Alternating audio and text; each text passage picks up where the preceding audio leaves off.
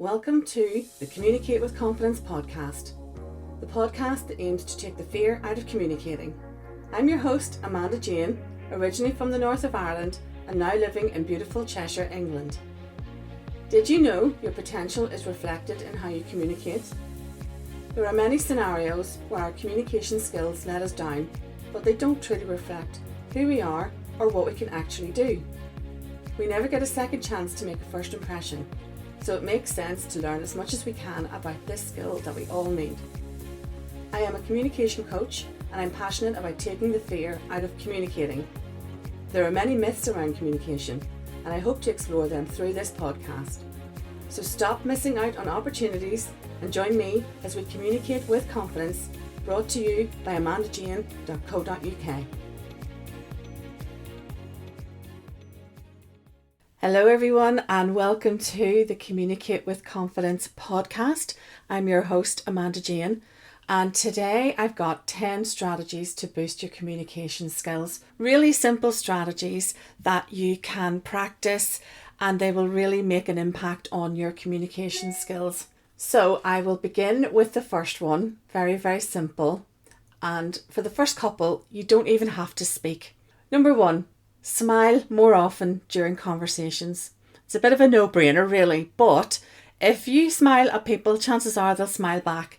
But smiling during a conversation does create a positive and welcoming atmosphere. It fosters rapport and it eases tension, and it also signals active engagement and interest, enhancing listening and increasing likability. So if someone's talking to you and they're smiling at you, chances are you're going to positively engage back. So remember that one. It is very basic, but it's often forgotten. Number 2, another simple one, maintain eye contact. It's quite a good one this is, because if you think about someone that's communicating with you, if they're not looking straight at you or they're looking over your shoulder or they're looking at the door, it's really annoying.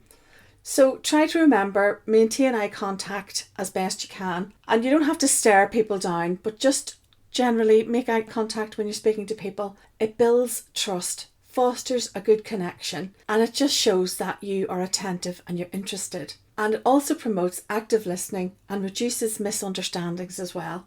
So that's a really good one. Number 3, practice active listening by nodding and providing verbal cues. And I don't mean nodding like a nodding dog, but active listening, in my view, is one of the most underrated skills of good communication.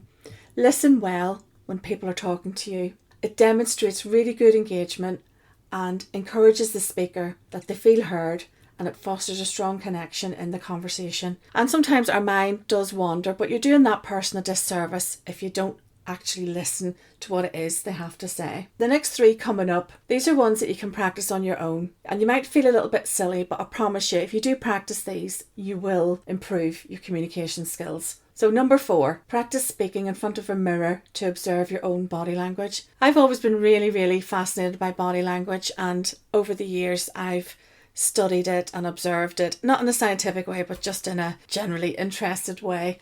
And you can reveal so much about yourself, and also a lot of communication is leaked with our body language. So the more you know about this, the better. So if you practice in front of a mirror, you can see what your tells or your giveaways are, and you can refine your own body language, and it helps you become a bit more aware of your own non-verbal cues and how others are actually perceiving you. You can also identify your own areas for improvement. So for example, if you flick your hair, that used to be one of mine, or you wave your hands in the air, I kind of still do that, you can minimize those and people will actually focus on what you're saying rather than being distracted by what you're actually doing. Another thing is people cross their arms when they're feeling defensive or bored, little things like that. But it's a really interesting area to research if it's something you want to learn more about. But also, if you refine your own body language, you can convey confidence a little more as well. Number 5, read aloud to improve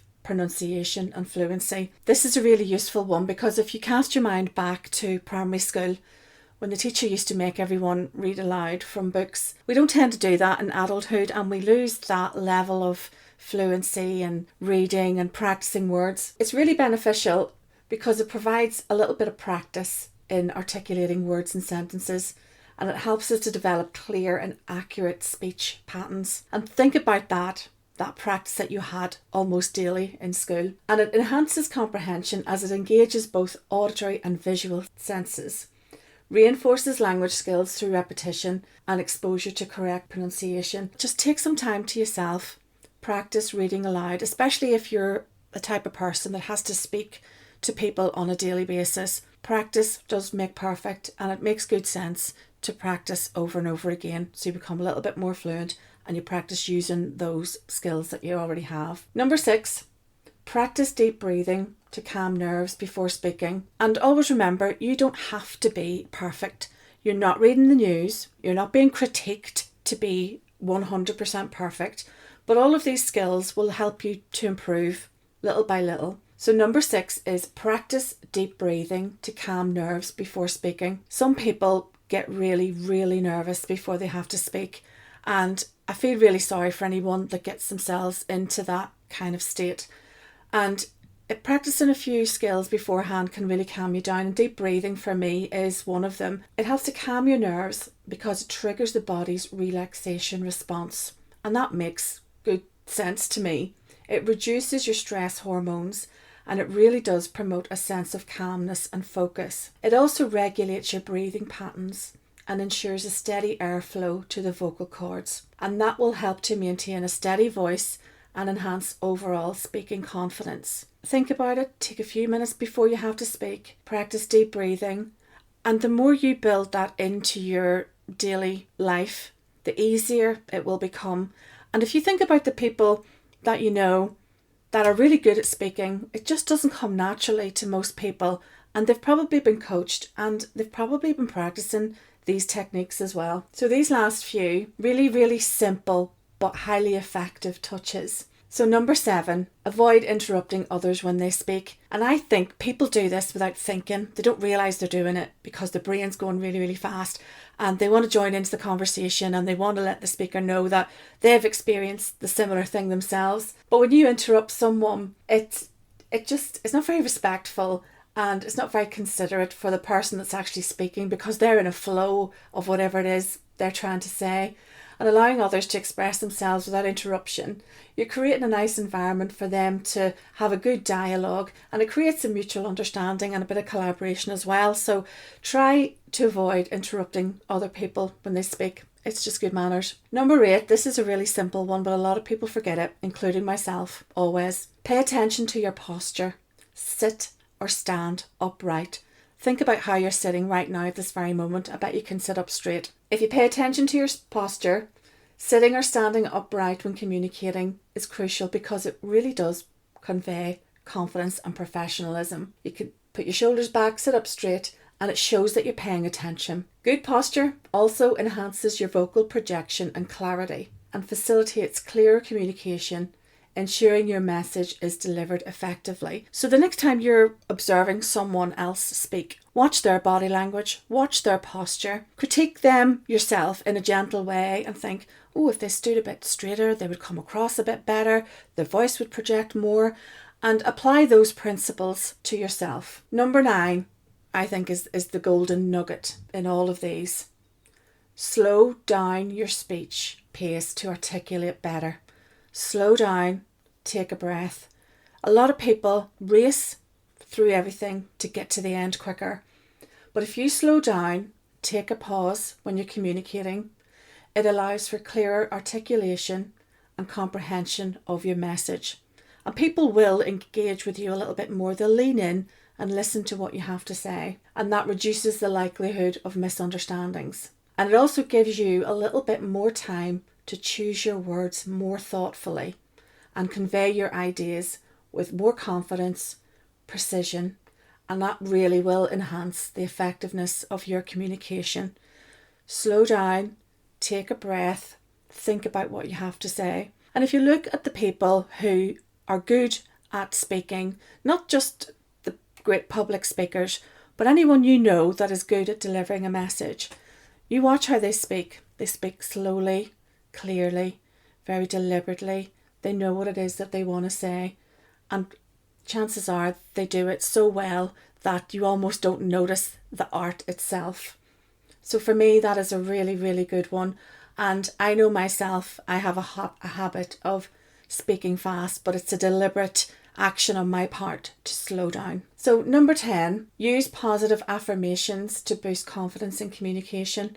And I like this one because I think that you can reshape negative thought patterns. We are so good at telling ourselves over and over again, I'm not good at this, I'm not good at that. If you try to use positive affirmations, you can instill a belief in yourself, a good positive mindset that will reduce self-doubt and anxiety, and it will empower you to speak with assurance and authenticity. And I know that to be true. You just have to rewire your brain. Positive affirmations, if you use them every day, will eventually lead to the change in how you talk to yourself. If you go onto my website, there is a free download, a PDF, 10 strategies to boost your communication skills. And that's free for anyone that wants it. And in that PDF, there's a list of positive affirmations that you can use. There's 20 affirmations, and it's just a really good way to help you start that process and start thinking in a more positive way. Thank you for listening to the Communicate with Confidence podcast today. And if you've enjoyed listening to these 10 strategies to boost your communication skills, there's a free download PDF on my website, amandajane.co.uk.